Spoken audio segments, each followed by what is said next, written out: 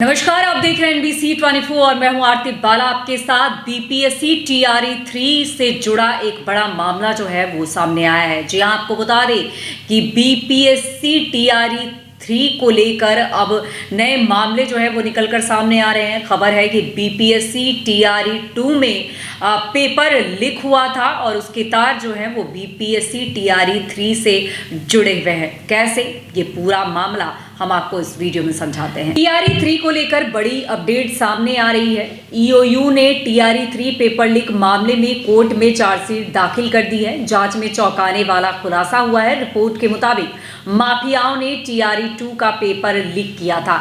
जानकारी के अनुसार माफियाओं ने टीआरई 3 का पेपर भी लीक किया।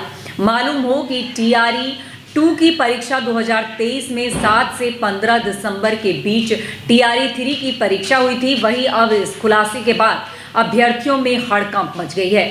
टीआरई 2 में करीब 1.23 लाख अभ्यर्थी पास हुए थे। टीआरई 2 में कैसे हुआ था ये पेपर लीक, ये समझना अब बेहद जरूरी है।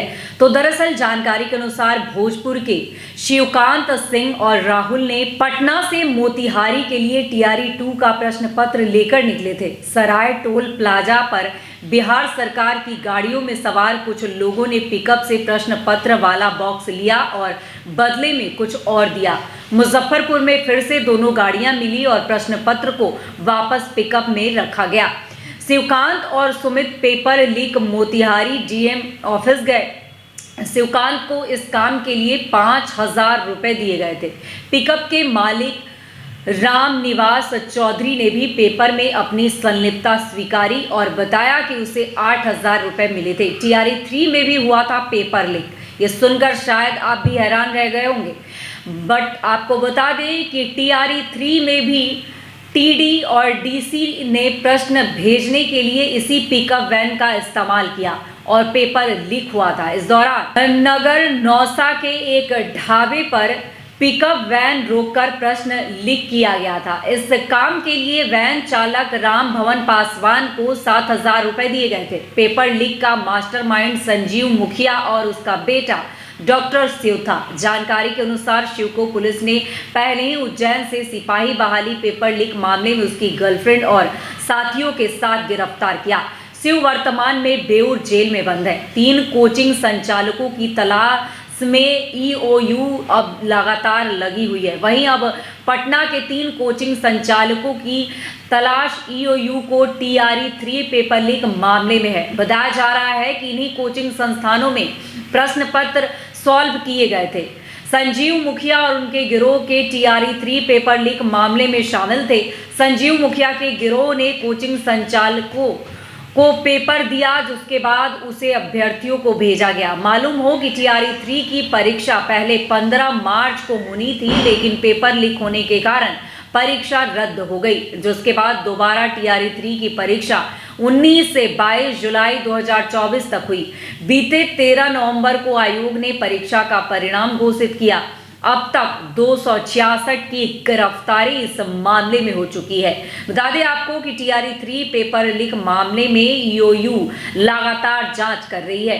अब तक ईओयू ने 266 लोगों की गिरफ्तारी की है। वहीं अब ईओयू की चार्जशीट में खुलासा हुआ कि टीआरई 2 का भी पेपर लीक हुआ था। बता दें आपको कि इस घटना के जरिए सैकड़ों अभ्यर्थियों के साथ धोखाधड़ी हुई। फिलहाल ईओयू मामले की जांच कर रही है। तो बता दें आपको कि टीआरई 2 और टीआरई 3 जो है वो विवादों के बीच गिरा हुआ है। बता दें आपको कि खबर ये भी है कि टीआरई 2 का पेपर भी लीक किया गया था। तो वहीं टीआरई 3 में भी धांधली की बात जो है वो उठकर सामने आ रही है। ईओयू अपने स्तर से कार्रवाई कर रही है। इस मामले में कई लोगों की गिरफ्तारियां हो चुकी है, तो कई पर अब भी गाज जो है वो गिरे हुए हैं और फिलहाल जांच जारी है। जांच रिपोर्ट आने के बाद और कितने लोग इस शिकंजे में आते हैं ये तो अब देखने वाली बात होगी, लेकिन फिलहाल आपको बता दें कि मास्टरमाइंड ने बड़ी ही खूबसूरती से इस घटना को अंजाम दिया। हालांकि ईओयू अब इस पर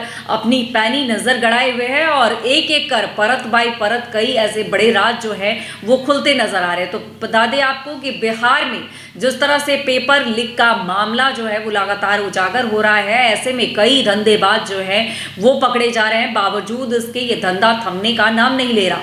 लेकिन आपको बता दें कि ईओयू की कार्रवाई के बाद हड़कंप जरूर मची है और ऐसे में कई लोग इसकी गिरफ्त में आए हैं, तो कई अब भी पुलिस की गिरफ्त से बाहर है, जिनको लेकर लगातार छापेमारी और जांच जारी है। तो फिलहाल दिन भर की तमाम ऐसी बड़ी खबरों से अपडेट रहने के लिए जुड़े रहें NBC 24 पर।